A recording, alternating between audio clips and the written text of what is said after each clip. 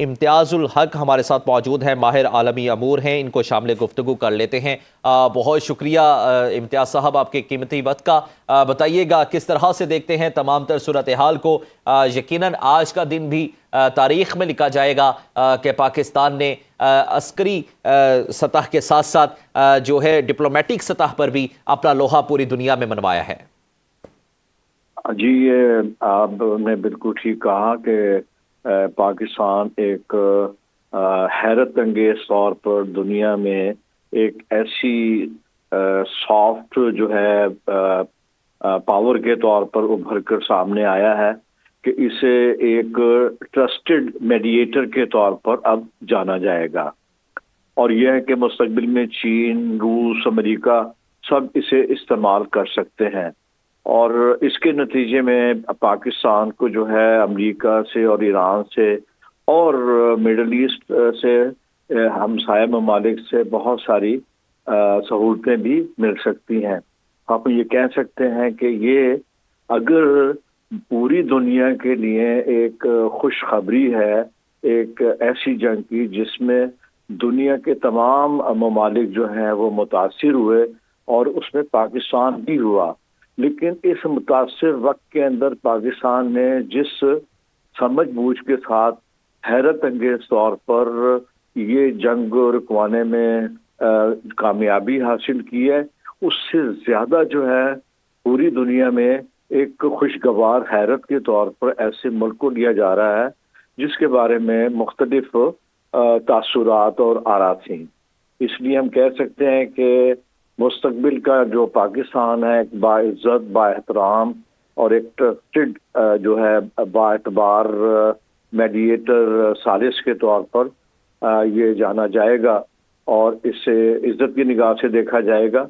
اور یہ ہمارے لیے ہی نہیں بلکہ ایران کے عوام کے لیے بہت بڑی خوشخبری ہے کہ پاکستان ایسے ہمسایہ ملک جس کے بارے میں تاثر یہ تھا کہ یہ ہندوستان نے جیسے الفاظ استعمال کیے پاکستان کے بارے میں، لیکن ایران کے عوام جو ہیں اور ہمسایہ ممالک کے عوام جو اس جنگ کے خلاف تھے، جو تھوپی گئی تھی امریکہ کی طرف سے،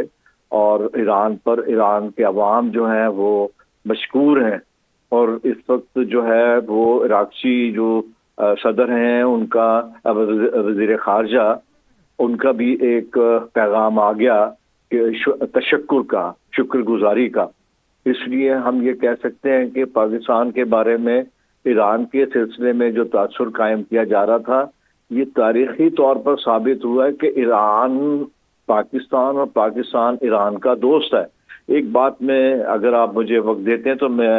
ایک اور بات کہہ سکتا ہوں۔ جی امتیاز صاحب پلیز کنٹینیو۔ جی، اس میں پاکستان کی کامیابی کا جو ہے یہ ذرا اندازہ کریں کہ 1947 میں ایران پہلا ملک تھا جس نے پاکستان کو تسلیم کیا تھا، اور خمینی کی حکومت کو دنیا میں پہلا ملک پاکستان تھا جس نے ایران کی حکومت، خمینی کی حکومت کو تسلیم کیا تھا، اور اس کے فوری بعد جو ہے امریکہ کی طرف سے عراق کے ذریعے ایران پر جو ہے جنگ مسلط کر دی گئی۔ تو اس دوران میں پاکستان نے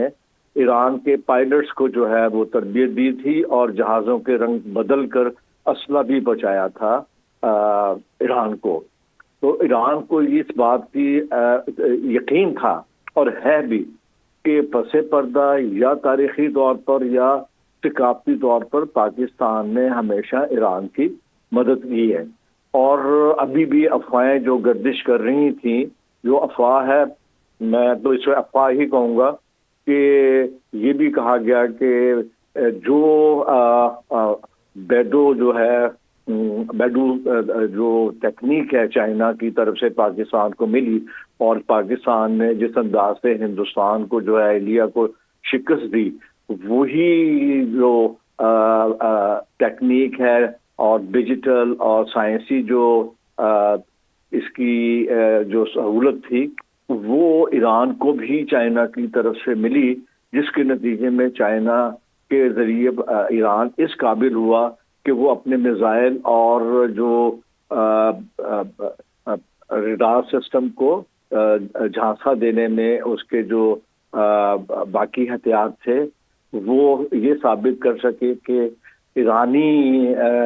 جو افواج ہیں ان کو بہتر طریقے سے یہ اسلحہ استعمال کرنے کی جو ہے تربیت ملی ہوئی ہے، جس کے نتیجے میں دنیا نے دیکھ لیا کہ ایران نے جو ہے ایک بڑی طاقت کو شکست دی ہے، تاریخی شکست دی ہے، اور آج کے بعد یہ پاور جو ہے دنیا میں کم از کم مڈل ایسٹ اور ایشیا سے یہ چلی گئی ہے، یہاں پر اب وہ صورتحال نہیں ہوگی، لیکن یہاں تک پہنچانے میں یہ افواہ تھی کہ یہ اس کی تربیت کے لیے 4-5 سال پہلے پاکستان کے جو ماہرین تھے انہوں نے ان اسلحے کو چلانے کے لیے ایران کے جو